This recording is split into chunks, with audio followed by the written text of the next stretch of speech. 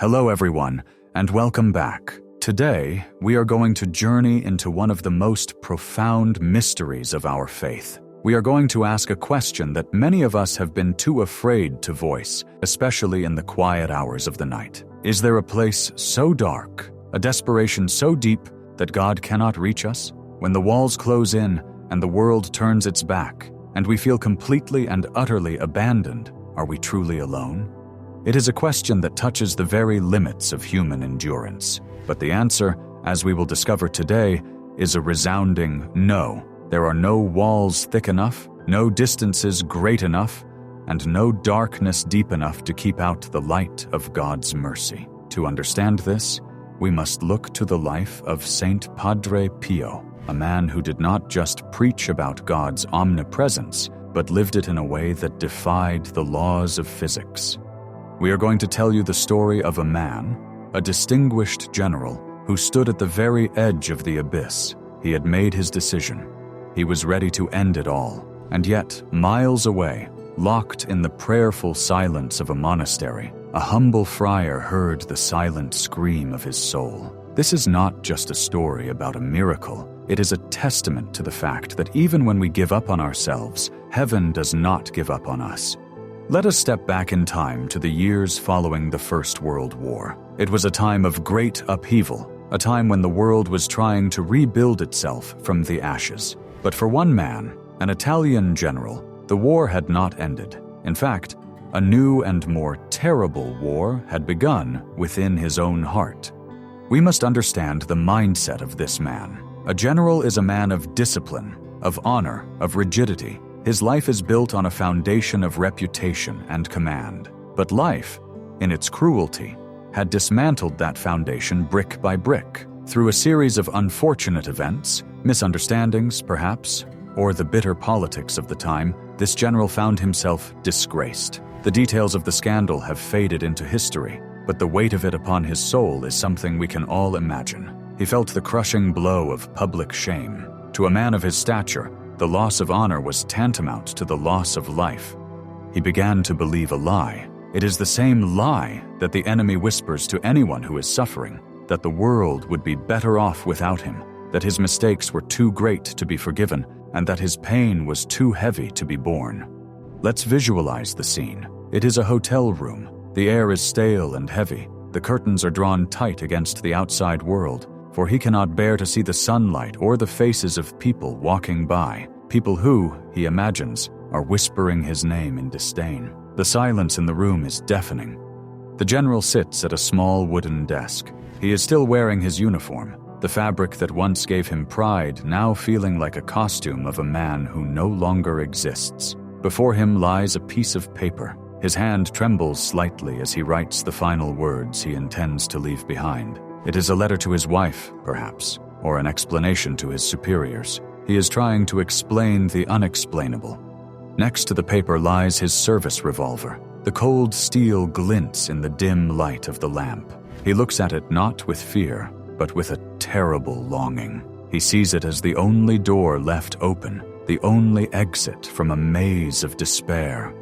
We have to pause here and acknowledge the gravity of this moment. This is the dark night of the soul in its most lethal form. He is completely isolated. He has convinced himself that he is unloved, unseen, and beyond rescue. He finishes the letter. He sets the pen down. The sound of the pen clicking against the wood echoes like a gavel striking a judgment. He reaches for the weapon. His grip tightens. He closes his eyes, trying to summon the courage to pull the trigger, trying to shut out the face of God, trying to find oblivion. He raises the barrel to his temple. The metal is cold against his sweating skin. He takes a breath, ready to exhale it for the last time.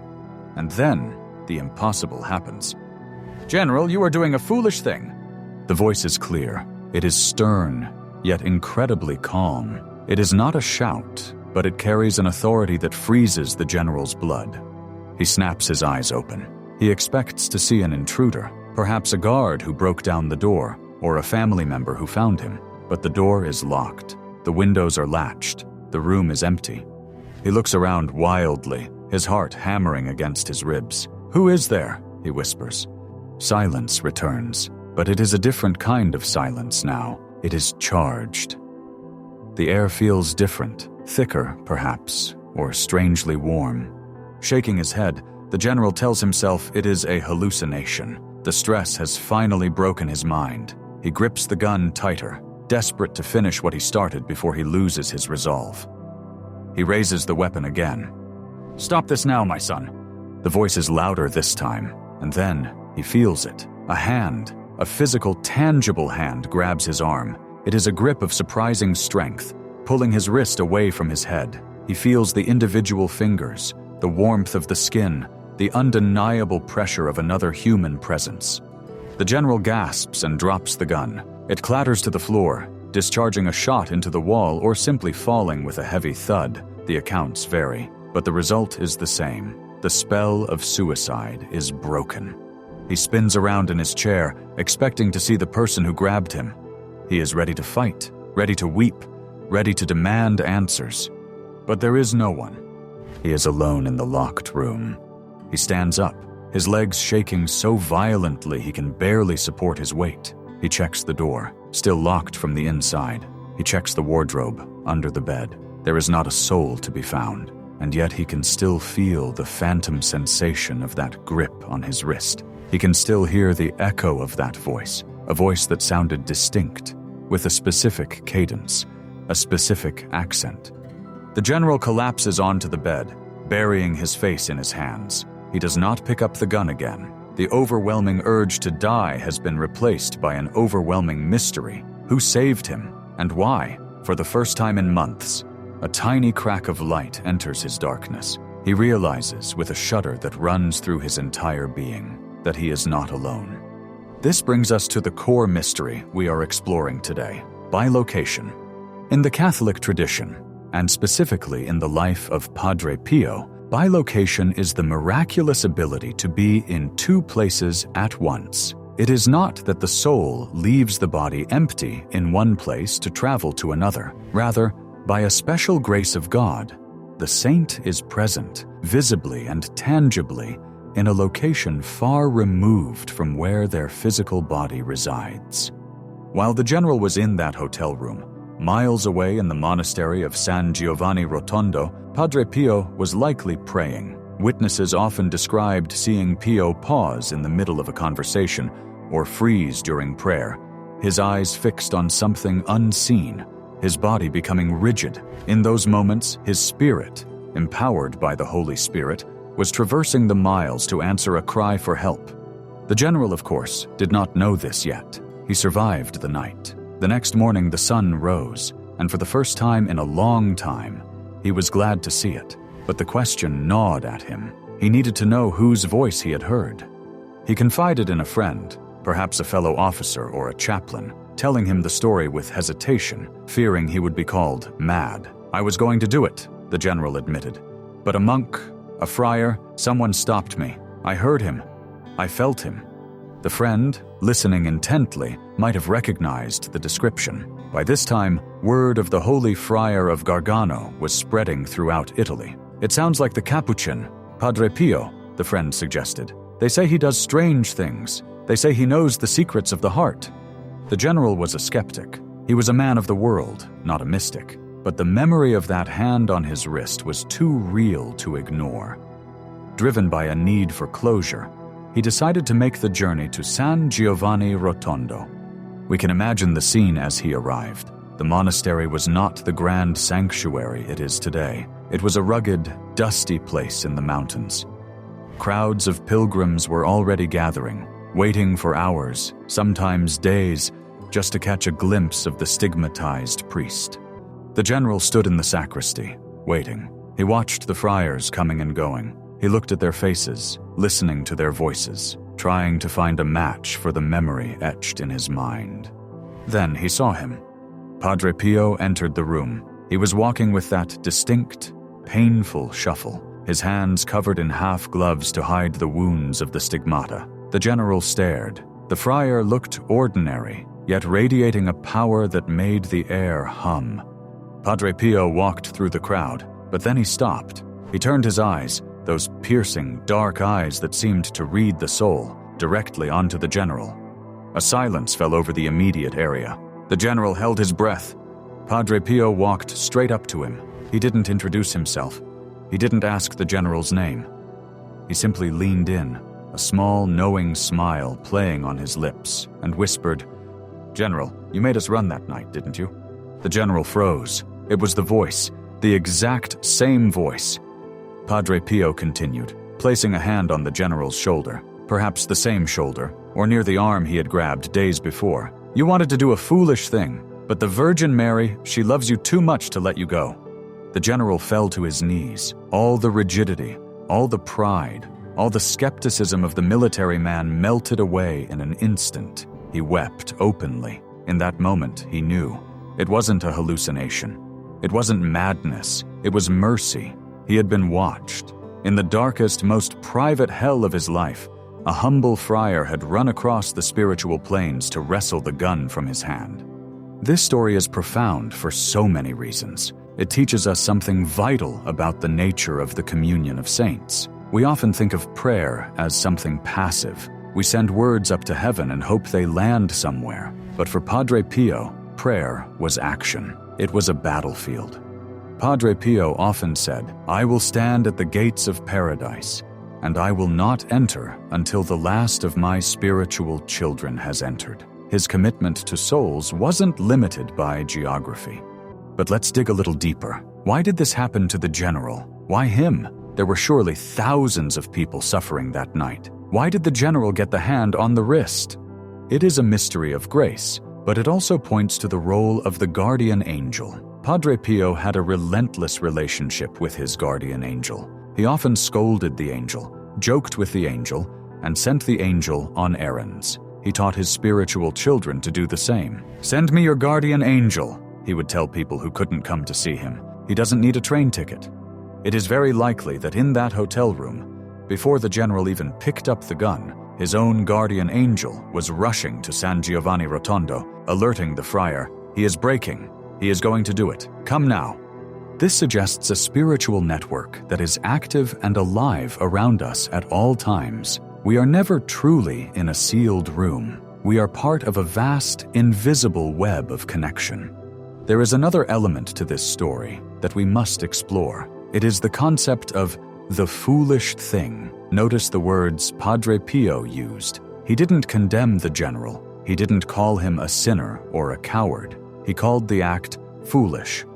There is a tenderness in that rebuke. It implies a mistake of perception. Suicide, in the eyes of the saint, is a tragic misunderstanding of reality. It is the belief that the pain of the moment is eternal and that the love of God has expired. Padre Pio intervened to correct the general's vision, to show him that his life still had value, that his story wasn't over. And indeed, the general's story did not end there. He went on to live. He regained his dignity, not from public opinion, but from the knowledge that he was a beloved child of God. He became a devout man, a testament to the second chance he was given. Now you might be thinking, that is a beautiful story, but I am not a general, and Padre Pio has passed on. Who will come for me when I am in the darkness? This is where the story becomes yours. The Church teaches that the saints are more alive now than they were on earth. They are no longer bound by the limitations of a physical body or the need for sleep. Padre Pio's promise to wait at the gates of heaven still stands. His ability to intercede hasn't diminished. It has multiplied. We recount this narrative today not just as a history lesson, but as a tool for your spiritual survival. There are times in our lives when we feel we are in that hotel room. The circumstances might be different. It might be a medical diagnosis, a financial ruin, a broken marriage, or a struggle with addiction. But the feeling is the same. The walls close in. The lie that it's over becomes loud. In those moments, we are invited to remember the general. We are invited to remember the hand that reached across the miles. There is another story, similar to the general's, that reinforces this truth. During the war, there was a captain on the battlefield. The shelling was intense. Death was raining down from the sky. This captain saw a friar standing in front of him, blocking his path, waving his arms, forcing him to stop. The captain, confused, halted his advance. Moments later, a shell landed exactly where the captain would have been walking. The friar vanished. Years later, the captain saw a photo of Padre Pio and recognized him instantly. "That is the man who saved me," he said. Whether it is a physical battlefield or the battlefield of the mind, the principle remains. God permits his servants to act as agents of his protection. So, how do we tap into this? How do we invite this kind of intervention into our lives? First, we must acknowledge the reality of the spiritual world. We live in a materialistic age that tells us only what we can see and touch is real. The general was a man of the world until the impossible touched him. We must cultivate a heart that is open to the mystery. Second, we must use the tools we have been given. We have our guardian angels. How often do we ignore them? Padre Pio's life is a constant reminder to engage with this celestial help. If you are in distress, speak to your angel. Ask them to go to God, to go to the saints, to bring help. It sounds like a fairy tale to the modern ear, but to the eye of faith, it is a law of the universe. Third, we must hold on. This is the hardest part. The general was seconds away from making a permanent decision based on temporary circumstances. The intervention happened at the very last moment. Sometimes, faith is simply the refusal to pull the trigger, the refusal to give up for just one more minute, one more hour, trusting that help is on the way. We also learn something powerful about the nature of shame from this story. The general was ready to die because of shame. He thought his reputation was his life. Padre Pio showed him that his life was something far greater than what other people thought of him. When the general knelt before Padre Pio, he was exposed. The friar knew everything. "You made us run." And yet, in that exposure, there was no condemnation. There was only welcome. This is the experience of confession. This is the experience of returning to God. We fear that if we are truly known, we will be rejected. But the saints show us that when we are truly known by God, we are truly loved. As we reflect on this miraculous event, let us think about the locked rooms in our own lives. What are the things you are keeping secret? What are the burdens you are carrying that feel too heavy to share? You are not hermetically sealed off from grace. There is a spiritual ventilation system in every life. Prayers can get in. Saints can get in. God is already there. Padre Pio once wrote, "I am a mystery to myself." He understood that he was merely an instrument. The hand that grabbed the general was Padre Pio's, but the strength was Christ's. The voice was the friar's, but the message was the gospel. The message is this: your life is sacred. It is not yours to take. It is not yours to destroy. No matter what mistakes you have made, no matter what ruins lie behind you, there is a future waiting for you. Imagine the general years later. He likely looked back on that night in the hotel, not with horror, but with gratitude. That moment of near death became the moment of his true birth. The worst night of his life became the best thing that ever happened to him, because it was the night he met the supernatural reality of love. This can be true for us as well. Our greatest crises can become the sites of our greatest encounters with God. So what should we do when we feel the darkness encroaching? We should call out, even if we don't have the words. A simple, "Jesus, help me," or "Padre Pio, pray for me," is enough to bridge the gap. We are told that the general didn't pray. He was in despair, but perhaps someone else was praying for him. His wife, his mother, a friend. This brings us to a final crucial point: intercession. Maybe you are not the general in this story. Maybe you are the one watching someone else despair. Maybe you have a child, a spouse, or a friend who is in that dark room. You feel helpless. You can't get through the locked door of their depression or their anger. Take heart. You can send help. You can do what Padre Pio did. You can go to them in spirit. Your prayers can obtain graces for them that they cannot ask for themselves. You can ask God to send His saints, His angels, to place a hand on their wrist and stop them from doing the foolish thing. Never underestimate the power of your prayer for another. It travels, it arrives, it acts. As we close this narrative today, let the image of that hotel room stay with you. Picture the cold, heavy atmosphere of despair, and then picture the warm, firm grip of a brother in Christ reaching across the void. Remember that we are surrounded by a great cloud of witnesses. We are never fighting alone. The same God who empowered Padre Pio to cross the plains of Italy in spirit is the same God who is with you right now as you listen to this. If you are on the edge, step back. If you are in the dark, wait for the light. If you hear a voice telling you it is over, know that it is a lie. Listen instead for the other voice, the voice of the Good Shepherd, perhaps speaking through a friend, a stranger, or a humble friar, saying, "Don't do it. You are loved too much." Thank you for listening to this story. May it plant a seed of indestructible hope in your heart. Until next time, may you feel the protective hand of God upon your life. Peace be with you.